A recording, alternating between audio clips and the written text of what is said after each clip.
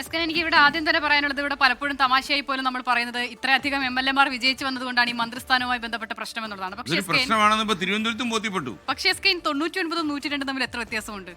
അത് രണ്ട് സംവിധാനത്തിന്റെ പ്രശ്നമാണെന്നാണ് ഞാൻ അതിൽ കാണുന്നത്. അതായത് താരതമ്യപ്പെടുത്താൻ പോലും കഴിയുന്ന സംവിധാനമല്ല. പക്ഷെ അതാണ് ഒരു കേഡർ പാർട്ടി എന്നൊക്കെ നമ്മൾ വിശേഷിപ്പിക്കുന്നതിന്റെ വ്യത്യാസം അതാണെന്നുള്ളതാണ് ഞാൻ ആദ്യം അതിൽ കാണുന്നത്. അതുകൊണ്ടാണ് ഒരു സംവിധാനം തോറ്റതും ഒരു സംവിധാനം ജയിച്ചത്. ആ സംവിധാനം 2 തവണ ജയിച്ചിരുന്നല്ലോ SK.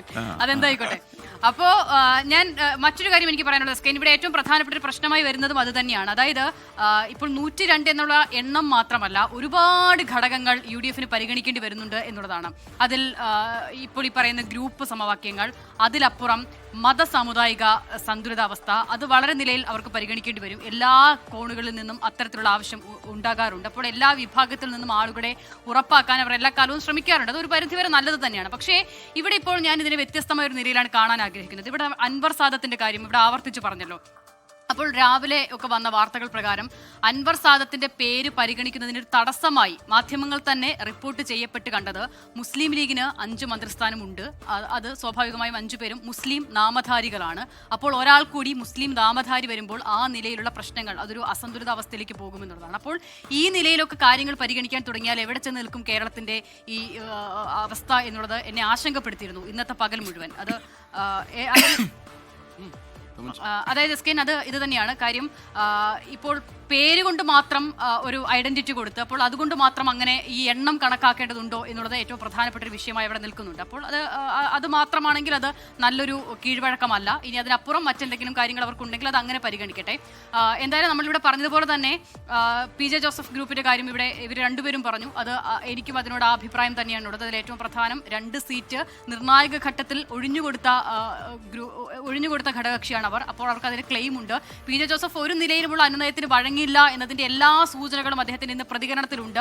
അതിൽ മറ്റൊരു പ്രധാനപ്പെട്ട കാര്യം കൂടിയുണ്ട്. സ്വാഭാവികമായും 8 പേർ ജയിച്ചു വരുമ്പോൾ അവിടെയും സീനിയർ ലീഡേഴ്സ് ഒരുപാട് പേരുണ്ട്. അപ്പോൾ അതിൽ ഒരാൾക്ക് എന്തായാലും മന്ത്രിസ്ഥാനം വേണം. അതോടൊപ്പം തന്നെ PJ ജോസഫ് ഗ്രൂപ്പിൽ തലമുറ മാറ്റം എന്നുള്ള നിലയിൽ നമ്മൾ വാർത്തകൾ നൽകുന്നു. അതിൽ ജയിച്ചു വന്ന ഒരാൾ അബു ജോൺ ജോസഫാണ്. PJ ജോസഫിന്റെ മകൻ കൂടിയാണ്. അപ്പോൾ അദ്ദേഹത്തിനും അബു ജോൺ ജോസഫിനും ആ നിലയിൽ ഒരു പരിഗണന ഉറപ്പാക്കേണ്ടത് PJ ജോസഫിന്റെ ആവശ്യമാകാം. അതുകൊണ്ട് തന്നെയായിരിക്കണം അദ്ദേഹം ഈ 2 സീറ്റ് എന്നുള്ള ആവശ്യത്തിൽ ഉറച്ചു നിൽക്കുകയും ചെയ്യുന്നത്.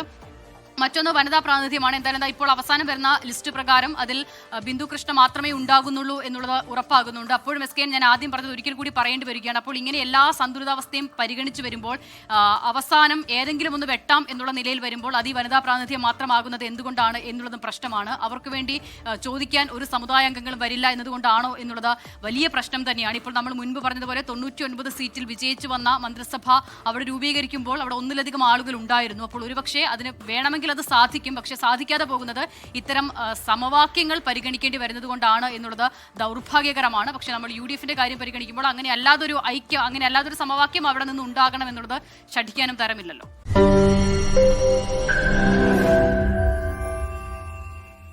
ലോകത്തെവിടെയായാലും ഏത് സമയത്തും 24 വാർത്തകളും ഓഗ്മെന്റഡ് റിയാലിറ്റി പാക്കേജുകളും എക്സ്പ്ലെയിനറുകളും വിശദമായി കാണാൻ ഞങ്ങളുടെ YouTube ചാനൽ നിങ്ങൾക്ക് സബ്സ്ക്രൈബ് ചെയ്യാം.